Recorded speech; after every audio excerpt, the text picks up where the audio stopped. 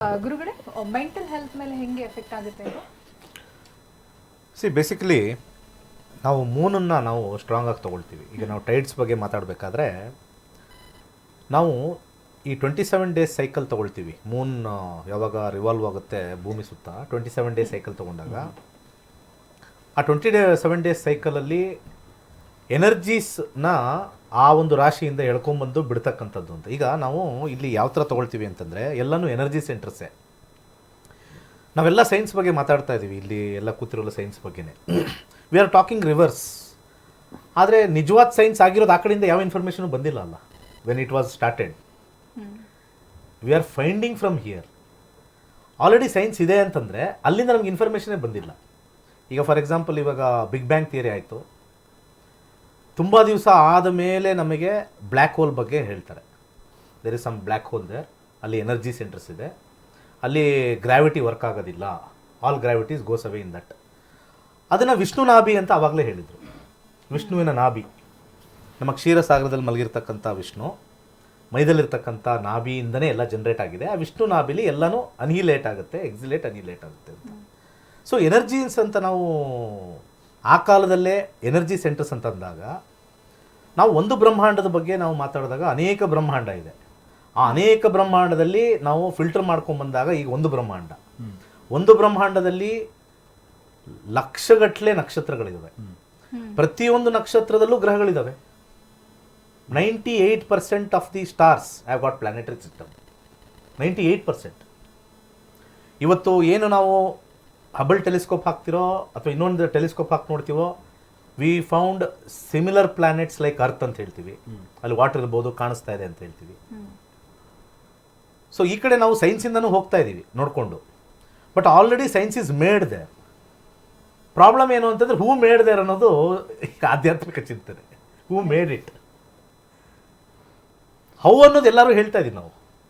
What ಅಂತ ಹೇಳಿದ್ರೆ ಹೂ ಅನ್ನೋದು ಇಲ್ಲಿ ಕ್ವಶನ್. ಇಲ್ಲಿ ಆ ಕ್ವಶನ್ ಹುಡ್ಕೋ ಟೈಮಲ್ಲಿ a thin line between astronomy and astrology ಬರ್ತಾ ಇದೆ ಅಷ್ಟೇ. Thin line. Who did it, what, where, how ಎಲ್ಲನೂ ಸೂಪರ್ ಆಗಿದೆ. ಸೊ ಅಲ್ಲಿ ಏನಾಗುತ್ತೆ, ಹೂ ಅನ್ನೋದು ಎಕ್ಸ್ಟ್ರೀಮ್ ಕೊಟ್ಟೋದ್ರೆ ಅದು ಮೂಢನಂಬಿಕೆ ಆಗೋಗಿದೆ. ಹೂ ಅನ್ನೋದು ಎಕ್ಸ್ಟ್ರೀಮ್ ಕೊಟ್ಟೋಗುತ್ತೆ. ಆ ಹೂ ಅನ್ನೋದು ಲಿಮಿಟ್ ಇಟ್ಕೊಂಡ್ರೆ we are closer to reality. We are definitely closer to reality. ಯಾಕೆಂದರೆ ಈಗ ಅಸ್ಟ್ರಾಲಜಿ ಅಂತ ಹೇಳಿದ ತಕ್ಷಣ ಇಟ್ ಈಸ್ ಮ್ಯಾಥಮೆಟಿಕ್ಸ್. ನಾವೇನೇ ಕ್ಯಾಲ್ಕುಲೇಷನ್ ಮಾಡಿದ್ರು ಮ್ಯಾಥಮೆಟಿಕ್ಸ್. ಆ ಮ್ಯಾಥಮೆಟಿಕ್ಸ್ ಜೊತೆ ವಿ ಹ್ಯಾವ್ ಎಕ್ಸ್ಪೆರಿಮೆಂಟ್ಸ್. ಎಕ್ಸ್ಪೆರಿಮೆಂಟ್ ಆದಮೇಲೆ ಎಕ್ಸ್ಪೀರಿಯನ್ಸ್. ಈ ಮೂರು ಆ್ಯಡ್ ಆಗಿದೆ ಅಸ್ಟ್ರಾಲಜಿಲಿ.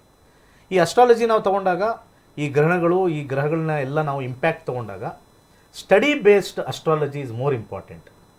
ಇವಾಗ ಜನರಲೈಸ್ ಆಗಿ ಇವಾಗ ನಾವು ಇವತ್ತು ರಾಶಿ ಯಾವ ರಾಶಿಯಲ್ಲಿ ನಡೆಯುತ್ತೆ, ಇವತ್ತು ಗ್ರಹಣ ಅಲ್ಲಿಂದ 3ನೇ ಮನೆ, 6ನೇ ಮನೆ, 10ನೇ ಮನೆ, 11ನೇ ಮನೆಗೆ ಒಳ್ಳೆಯದಾಗುತ್ತೆ ಅಂದರೆ ಸೈಂಟಿಫಿಕ್ ಆಗಿ ಆ ಹೌಸಸ್ನ ಗ್ರೋಯಿಂಗ್ ಹೌಸಸ್ ಅಂತ ಕರಿತೀವಿ ನಾವು, which will grow over A period of time ಆ ಪರ್ಟಿಕ್ಯುಲರ್ ರಾಶಿಯಿಂದ. ಅಂದರೆ ಸೈಂಟಿಫಿಕ್ ಆಗಿ ಶಾಸ್ತ್ರ ಪ್ರಕಾರ ಹೇಳ್ತಾ ಇದ್ವಿ. ಈಗ ನೋಡಿ, ಅಲ್ಲಿ ನಮಗೆ ಕೇಂದ್ರ ಸ್ಥಾನ ಮತ್ತು ತ್ರಿಕೋಣ, ಪಣಪರ ಈ ರೀತಿ ಒಂದು ಕ್ಯಾಲ್ಕುಲೇಷನಲ್ಲಿ ಬರುತ್ತೆ.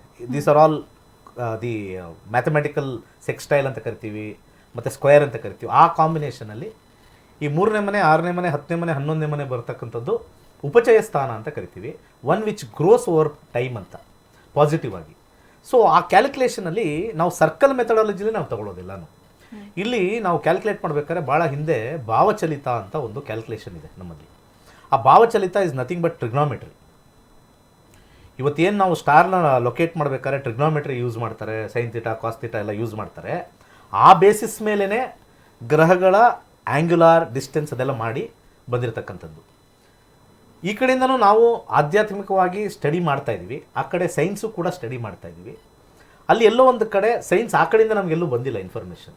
We are only towards this. ಈ ಕಡೆ ಸೈಡಿಂದ ನಾವು ಇನ್ಫಾರ್ಮೇಷನ್ ತೊಗೊಳ್ತಾ ಇದ್ದೀವಿ.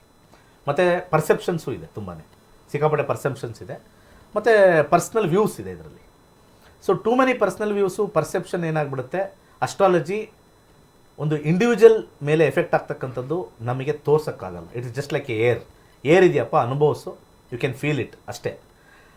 ಆಸ್ಟ್ರಾನಮಿ ಅಂದರೆ ಅದು ಕಣ್ಣು ಕಾಣಿಸುತ್ತೆ, ವಿಚ್ ಈಸ್ ಎ ಫಿನಾಮಿನಾ, ಅಲ್ಲಿ ಕಾಣಿಸುತ್ತೆ. Effect cannot be shown.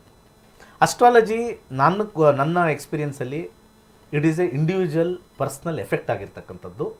In a minor scale, not a larger scale. ಇವತ್ತಿನ ದಿವಸ ಚಂದ್ರನ ಬಗ್ಗೆ ಸ್ಟಾರ್ಟ್ ಮಾಡೋದಕ್ಕೆ ಇಲ್ಲಿಗೆ ಬಂದೆ ಫೈನಲಿ. ಎಲ್ಲರಿಗೂ ಕೂಡ ಡಿಸ್ಟರ್ಬೆನ್ಸ್ ಅಂತ ಬಂದಾಗ it is more of A emotional disturbance. ಎಲ್ಲ 90% ಆಫ್ ದಿ ಪ್ರಾಬ್ಲಮ್ಮು ತುಂಬ ಚೆನ್ನಾಗಿ ವರ್ಕಲ್ಲಿದ್ದರೂ ಕೂಡ ಬಾಸ್ ಸರಿ ಇಲ್ಲ ಅಂತ ಎಮೋಷ್ನಲ್ ಆಗೋದು, ಅಥವಾ ಪ್ರಮೋಷನ್ ಕೊಟ್ಟಿಲ್ಲ ಅಂತ ಎಮೋಷ್ನಲ್ ಆಗೋದು. ಸೊ ಅಸ್ಟ್ರಾಲಜಿ ಬೇಸ್ನ ನಾವು ನೋಡ್ತಾ ಇದ್ದಾಗ ಚಂದ್ರನ್ನೇ ನಾವು ಜಾಸ್ತಿ ಯಾಕೆ ಕೊಡ್ತೀವಿ ಅಂದರೆ which is more of A emotional disturbance, ಮಾನಸಿಕವಾಗಿ ತೊಂದರೆ ಆಗ್ತಕ್ಕಂಥದ್ದು. When emotions are drained, emotions problem ಆದರೆ ನಮ್ಮ ಮನುಷ್ಯನಿಗೆ ಡ್ರೈವ್ ಸಿಗೋದು ತುಂಬ ಕಷ್ಟ, ಅಂದರೆ ಮೋಟಿವೇಶನ್ ಸಿಗೋದು ಕಷ್ಟ. So astrology will help to drive good times and bad times by indicating it. Indication ಇದು, it is not a effect, it is a indication.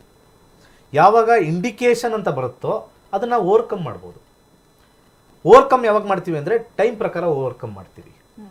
ಇಲ್ಲಿಂದ ಇಲ್ಲಿವರೆಗೂ ಈ ಟೈಮ್ ಇದೆ, ಇಲ್ಲಿಂದ ಇಲ್ಲಿವರೆಗೂ ಈ ಟೈಮ್ ಇದೆ. ಸೊ ಮೈಂಡ್ನ ಶಾರ್ಪ್ ಮಾಡಿ ಎಮೋಷ್ನಲ್ ಇಂಬ್ಯಾಲೆನ್ಸ್ನ ಬ್ಯಾಲೆನ್ಸ್ ಮಾಡೋಕ್ಕೆ ಅಸ್ಟ್ರಾಲಜಿ ಇರೋದು. ಇದನ್ನು ನಾವು ಅರ್ಥ ಮಾಡ್ಕೋಬೇಕು. ಇಲ್ಲಾಂದರೆ ಜನರಲ್ ಆಗಿ ಗ್ರಹಣ ಬಂದಿದ ತಕ್ಷಣ ನಮ್ಗೆ ಅಲ್ಲಿ ಪ್ರಾಬ್ಲಮ್ ಆಗುತ್ತೆ, ಇಲ್ಲಿ ಪ್ರಾಬ್ಲಮ್ ಆಗುತ್ತೆ, ಎಲ್ಲರಿಗೂ ಸಮಸ್ಯೆ ಆಗುತ್ತೆ ಅನ್ನೋದು ಮತ್ತೆ ಎಮೋಷ್ನಲ್ ಇಂಬ್ಯಾಲೆನ್ಸ್ ಮಾಡ್ತಾ ಇದೀವಿ ಮತ್ತೆ ನಾವು. ಸೊ ಇಂಡಿವಿಜುವಲ್ ಪರ್ಸ್ಪೆಕ್ಟಿವ್, ಇವಾಗ ನಾವು ಏನೇ ಮಾತಾಡ್ಬೋದು, ಒನ್ಸ್ ವಿ ಗೋ ಬ್ಯಾಕ್ ನಮ್ಮ ಮನಸ್ಥಿತಿಯಲ್ಲಿ ನಾಳೆ ಏನು ಹಿಂಗೆ ಅಂತಲೇ ಬರುತ್ತೆ, ಸ್ಟಾರ್ಟ್ ಆಗುತ್ತೆ. ಪಬ್ಲಿಕಲ್ಲಿ ನಾವು ಮಾತಾಡಿದ್ರು ಕೂಡ ಬ್ರೇಕಲ್ಲಿ will be thinking about our self always, ಅಲ್ವಾ? ಏನು ಲೇಟ್ ಆಯಿತು, ಯಾವಾಗ ಕಳಿಸ್ಕೊಡ್ತಾರೆ ಇವರು? There is always that mind keeps on running. So ಅದರಲ್ಲಿ ಮೈಂಡ್ ಸ್ಟ್ರಾಂಗಾ, ಮೈಂಡ್ ವೀಕಾ, ಇದೆಲ್ಲ ನಮಗೆ ಆ ಒಂದು ಪ್ಲಾನೆಟರಿ ಇನ್ಫ್ಲೂಯೆನ್ಸಲ್ಲಿ ತೋರಿಸುತ್ತೆ. ಯಾಕೆಲ್ಲರೂ ಬ್ರಿಲಿಯಂಟ್ ಆಗಿಲ್ಲ? ಒಬ್ಬರೇ ಎಲ್ಲ ಸ್ಕೂಲಲ್ಲೂ 70 ಜನಕ್ಕೂ ಹೋದ್ರು ಕೂಡ ಯಾಕೆ? ಅದೇನೋ ನಾವು ಟ್ರೈನಿಂಗ್ ಕೊರತೆನಾ? ಅದೇ ಎಲ್ಲರೂ ಟ್ರೈನ್ ಮಾಡ್ತಾರೆ.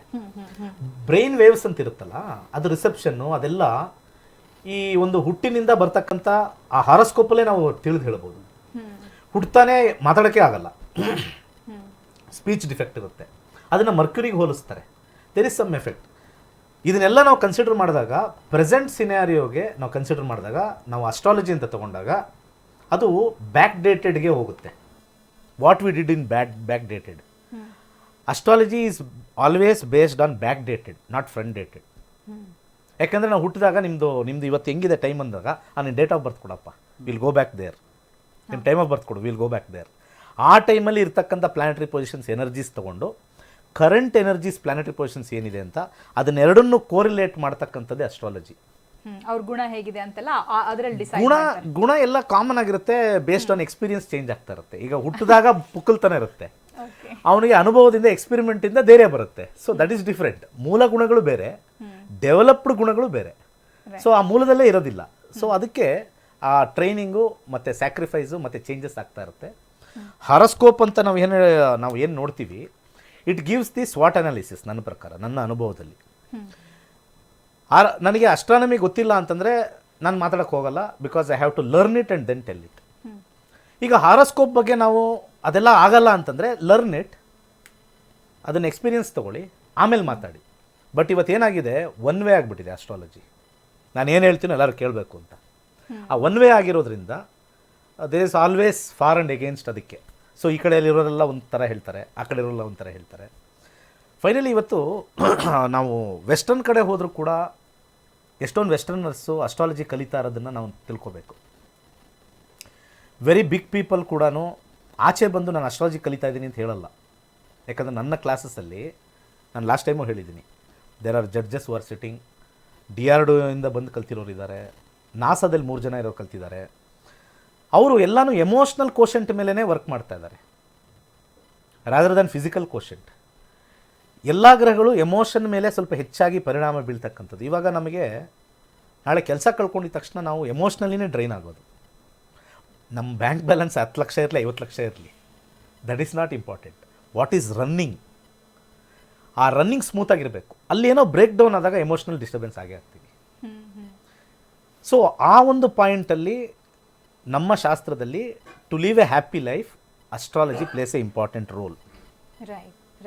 ಗುಡ್ ಟೈಮ್ ಬ್ಯಾಡ್ ಟೈಮ್ ಹೇಳೋದು ಮಾತ್ರ ಅಸ್ಟ್ರಾಲಜಿ ಹೊರತು ನಿನಗೆ ದೋಷ ಇದೆ, ಅದಾಗುತ್ತೆ ಇದಾಗುತ್ತೆ ಅನ್ನೋದು ಅಸ್ಟ್ರಾಲಜಿ ಅಲ್ಲ. ಆ್ಯಕ್ಚುಲಿ ಇನ್ ರಿಯಲ್ ಪ್ಯಾರಲೆನ್ಸ್ ತುಂಬ ಜನ ಹೆದರ್ಸ್ತಾರಲ್ಲ, ಹಂಗಾಗ್ಬಿಡುತ್ತೆ ಹಿಂಗಾಗ್ಬಿಡುತ್ತೆ ಪೂಜೆ ಮಾಡಿ. ಸೊ ಪೂಜೆ ಅಂತಕ್ಕಂಥದ್ದು ಒಂದು ಕಾನ್ಫಿಡೆನ್ಸ್ ಲೆವೆಲೇ ಹೊರತು not A changing level. Okay. ನಿಮ್ಮ ಆ ಪ್ಲೇಯಿಂಗ್ ಲೆವೆಲ್ನ ಚೇಂಜ್ ಮಾಡೋದೇ ಇಲ್ಲ ಪೂಜೆ ಪುನಸ್ಕಾರಗಳು. ಕಾನ್ಫಿಡೆನ್ಸ್ ಬರೋಕ್ಕೆ ಟೈಮ್ ಬೌಂಡ್ ತಿಳ್ಕೊಂಡ್ರಾಯ್ತು. ಈಗ ನಿಮಗೆ 3 months ಆದಮೇಲೆ ನಿಮಗೆ ಸ್ವಲ್ಪ ಚೇಂಜಸ್ ಬರುತ್ತೆ, ಅಲ್ಲಿವರೆಗೂ ಸ್ವಲ್ಪ ಸಮಾಧಾನ ಇರಿ ಅಂತಂದರೆ he will work on that 3 months right. ಅಷ್ಟೇ. ಅದನ್ನು ಅಸ್ಟ್ರಾಲಜಿಕಲ್ ವ್ಯೂಸಲ್ಲಿ ಹೇಳ್ತಾರೆ. ಯಾರು ಅಸ್ಟ್ರಾಲಜಿ ಕಲ್ತಿದ್ದಾರೆ ಅದರದ್ದು ಎಫೆಕ್ಟ್ ನೋಡಿರ್ತಾರೆ, which is more of a individual effect. Smaller ಲೆವೆಲಲ್ಲಿ ಇರುತ್ತೆ, ಸಟಲ್ ಲೆವೆಲಲ್ಲಿ ಇರುತ್ತೆ, ಗ್ರಾಸ್ ಲೆವೆಲಲ್ಲಿ ನಾವು ಮಾಡೋಕ್ಕಾಗಲ್ಲ. ಗ್ರಹಣ ಎಲ್ಲ ಗ್ರಾಸ್ ಲೆವೆಲಲ್ಲಿ ಮಾತಾಡ್ತಾರೆ. ಆ ಗ್ರಾಸ್ ಲೆವೆಲಲ್ಲಿ ಮಾತಾಡ್ತಾ ಇದ್ದಾಗ ಅದು ಕಷ್ಟ. ಈ ರಾಶಿಯವ್ರಿಗೆ ಹಿಂಗಾಗ್ಬಿಡುತ್ತೆ. ಯಾಕಂದ್ರೆ 140 ಕೋಟಿ ಜನಸಂಖ್ಯೆಯಲ್ಲಿ ನೀವು 12 ರಾಶಿ ಡಿವೈಡ್ ಮಾಡಿದ್ರೆ 13 ಕೋಟಿ ಜನಸಂಖ್ಯೆ ಬರುತ್ತೆ. 13 ಕೋಟಿ ಜನಸಂಖ್ಯೆಗೂ ನಾವು ಹೀಗಾಗ್ಬಿಡುತ್ತೆ ಆಗ್ಬಿಡುತ್ತೆ ಅಂತಂದರೆ ಅದು ಗ್ರಾಸಲ್ಲಿ ತಪ್ಪಾಗ್ಬಿಡುತ್ತೆ. ಒಬ್ಬರು ದುರ್ಬಲರಿರ್ತಾರೆ, ಒಬ್ಬರು ಪ್ರಬಲರಿರ್ತಾರೆ. So it all changes by emotionally. ನಿಜ. ಹಾಗಾದ್ರೆ ಸೈನ್ಸ್ ಇದಕ್ಕೆ ಏನು ಹೇಳುತ್ತೆ ಅಂತ ನಾನು ಕೇಳ್ತೀನಿ ಗುರುಪ್ರಸಾದ್ ಅವ್ರ ಹತ್ರ. ಈ ಲೈಟ್ ಹಾಗೆ ಡಾರ್ಕ್ ಅನ್ನೋ ಕಾನ್ಸೆಪ್ಟ್ ಸೈನ್ಸ್ದೆ, ಬೆಳಕು ಮತ್ತೆ ಕತ್ತಲು ಅಂತ. ಈ ಕತ್ತಲು ಏನಾದರೂ, ಈ ಡಾರ್ಕ್ ಏನಾದರೂ ಮೆಂಟಲ್ ಹೆಲ್ತ್ ಮೇಲೆ ಎಫೆಕ್ಟ್ ಆಗುತ್ತಾ? ಸೈನ್ಸ್ ಏನು ಹೇಳುತ್ತೆ ಇದ್ರ ಬಗ್ಗೆ? ಕತ್ತಲು ಅನ್ನೋದು ಮೆಂಟಲ್ ಇದಕ್ಕೆ ಎಫೆಕ್ಟ್ ಆಗತ್ತಾ ಅಂದ್ರೆ ಮಾನಸಿಕ ಸ್ಥಿತಿಗೆ ಖಂಡಿತ. ಕತ್ತಲು ಅನ್ನೋದು ಮನುಷ್ಯನಿಗೆ ಭಯ ತರೋದೆ ಮೊದಲಿಂದ. ಈ ಗ್ರಹಣಗಳ ಬಗ್ಗೆ ಮಾನವನಿಗೆ ಭಯ ಉಂಟಾಗಿದ್ದು ಯಾಕು ಅಂದ್ರೆ ನೋಡಿ, ಬೆಳಗ್ಗೆ ಎದ್ದಾಗಿನಿಂದ ಸಂಜೆ ಸೂರ್ಯ ಮುಳುಗೋವರೆಗೂ ಬೆಳಕು ನೀಡುವವನು ಸೂರ್ಯ.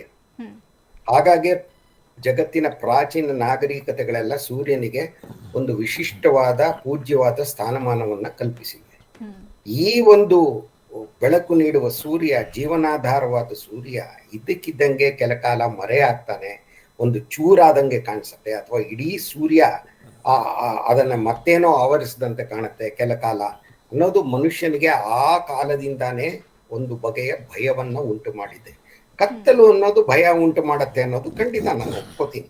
ಆದ್ರೆ ಅದು ಮಾನಸಿಕ ಆರೋಗ್ಯದ ಬಗ್ಗೆ, ಅದು ಅವರವರ ಮಾನಸಿಕ ಸ್ಥಿತಿನ ಅವಲಂಬಿಸಿರುತ್ತೆ. ಎಷ್ಟೋ ಜನ ಕತ್ಲೆ ಕೋಣೆನಲ್ಲಿ ವರ್ಷಗಟ್ಲೆ ಇರ್ತಾರೆ, ಆದ್ರೆ ಅವರಿಗೆ ಮಾನಸಿಕವಾಗಿ ಏನು ಆಗಲ್ಲ. ಪಪಿಯಾನ್ ಅಂತ ಒಂದು ಚಿತ್ರ ಬಂದಿತ್ತು, ಇಂಗ್ಲಿಷ್ ನಲ್ಲಿ ಪ್ಯಾಪಿಲಾನ್ ಅಂತ ಬರೀತೀವಿ ಅದನ್ನ, ಅಂದ್ರೆ ಬಟರ್ಫ್ಲೈ ಅಂತ. ಅದ್ರಲ್ಲಿ ನೋಡಿ, ಅದು ವರ್ಷಾನುಗಟ್ಲೆ ಅವನನ್ನ ಕೊಳಿಸಿದ್ರು ಜೈಲಿನಲ್ಲಿ, ಅವನ ಸ್ಪಿರಿಟ್ ಅಂತ ಏನ್ ಹೇಳ್ತೀವಿ, ಅವನ ಚೈತನ್ಯ ಹುಡುಗ ಹೋಗಲ್ಲ, ಅವನು ತಪ್ಪಿಸ್ಕೊಂಡೇ ಹೋಗ್ತಾನೆ ಕಡೆಗೆ.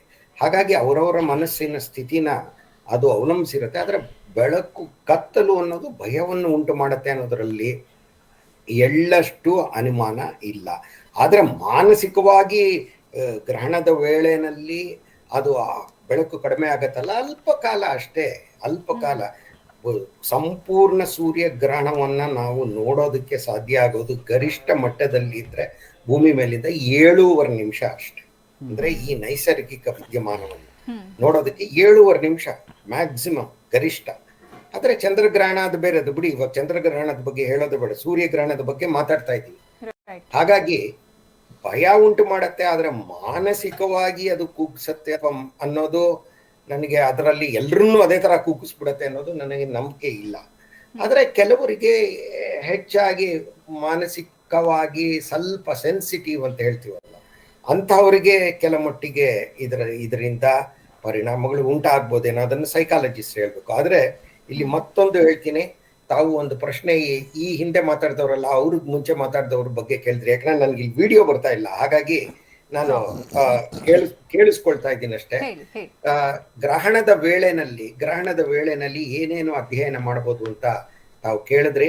ಆಗ ಅವರು ಅದು ಹೇಳಿದ್ರು, ಇವಾಗ ವಿಜ್ಞಾನದಲ್ಲಿ ಸಾಕಷ್ಟು ಮುನ್ನಡೆ ಉಂಟಾಗಿದೆ, ಗ್ರಹಣಗಳಿಗೆ ಕಾದು ನಾವು ಸೂರ್ಯನ ಕರೋನನ್ನ ಅಧ್ಯಯನ ಮಾಡುವಂತಹ ಪರಿಸ್ಥಿತಿ ಏನೂ ಇಲ್ಲ ಅಂತ ಸೋಹೋ ಅಂತ ಒಂದು ಹೇಳಿದ್ರು. ಆದ್ರೆ ನೋಡಿ, ಆರ್ಯಭಟನ ಪರಂಪರೆ ಇರುವಂತಹ ನಾವು, ಆರ್ಯಭಟನ ಪರಂಪರೆ ಸಾಂಸ್ಕೃತಿಕವಾಗಿ ಹಿರಿಮೆ ಇರುವಂತಹ ಒಂದು ಪರಂಪರೆಯನ್ನು ಉಳ್ಳ ನಾವು ಇವತ್ತು ವೈಜ್ಞಾನಿಕವಾಗಿ ಮುಂದುವರೆದು 2023 ಸೆಪ್ಟೆಂಬರ್ 2ನೇ ತಾರೀಕು ಆದಿತ್ಯ L1 ಅನ್ನುವಂತಹ ಒಂದು ನೌಕೆ, ಆದಿತ್ಯ ಅನ್ನೋದು ಸೂರ್ಯನ ಹೆಸರೇ, ಆ ನೌಕೆನ ಭಾರತದಿಂದಾನೇ ಶ್ರೀಹರಿಕೋಟಾಯಿಂದಾನೇ ಉಡಾವಣೆ ಮಾಡಿದ್ವಿ.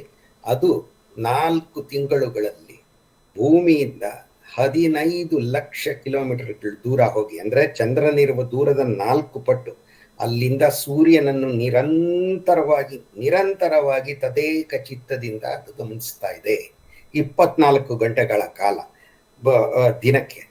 ಹೀಗಾಗಿ 1.5 ವರ್ಷದಿಂದ ಅದು ಬಹುಮಟ್ಟಿಗೆ ಅದೇ ರೀತಿ ಗಮನಿಸ್ತಾ ಇದೆ. ಅದರಲ್ಲಿರುವಂತಹ ಕರೋನೋಗ್ರಾಫ್ ಅನ್ನುವಂತಹ ಒಂದು ಸಾಧನ, ವೈಜ್ಞಾನಿಕ ಸಾಧನ, ಸೂರ್ಯನ ಪ್ರಭಾಗೋಲ ಅಂದ್ರೆ ನಮ್ಗೆ ಸೂರ್ಯ ಕಾಣಿಸ್ತಾನೆ ಅಂತ ಗೋಲ ಏನ್ ಹೇಳ್ತೀವಲ್ಲ ಅದನ್ನ ಮರೆ ಮಾಡತ್ತೆ. ಹೀಗಾಗಿ ಸೂರ್ಯನ ವರ್ಣಗೋಲ ಅಂದ್ರೆ ಕ್ರೋಮೋಸ್ಫಿಯರ್, ಒಳಗಿನ ಅಂದ್ರೆ ಒಳಭಾಗದ ವಾತಾವರಣ ಹಾಗೂ ಹೊರಭಾಗದ ವಾತಾವರಣವಾದ ಕರೋನಾ ಕಿರೀಟ, ಇದನ್ನ ನಿರಂತರವಾಗಿ ಅಧ್ಯಯನ ಮಾಡಬಹುದು. ನೋಡಿ, ಆ ಪರಂಪರೆ ಇರುವಂತಹ ಭಾರತ ಇವತ್ತು ವೈಜ್ಞಾನಿಕವಾಗಿ ಎಷ್ಟು ಮುಂದುವರೆದು ವಿಜ್ಞಾನವನ್ನು ಅವಲಂಬಿಸುವ ಮೂಲಕ ಇಡೀ ಜಗತ್ತಿನಲ್ಲೇ ತಾನೂ ಸಹ ಸೂರ್ಯನನ್ನು ನಿರಂತರವಾಗಿ ಅಧ್ಯಯನ ಮಾಡುವಂತಹ ನೌಕೆಗಳನ್ನು ಉಡಾಯಿಸಿದಂತಹ ಕೆಲವೇ ಬೆರಳಿಕೆಯಷ್ಟು ರಾಷ್ಟ್ರಗಳಲ್ಲಿ ಒಂದಾಗಿದೆ ಅನ್ನೋದನ್ನ ಸಾಬೀತು ಮಾಡಿದೆ. ಇದು ಬಹಳ ಮುಖ್ಯ. ರೈಟ್. Thank you.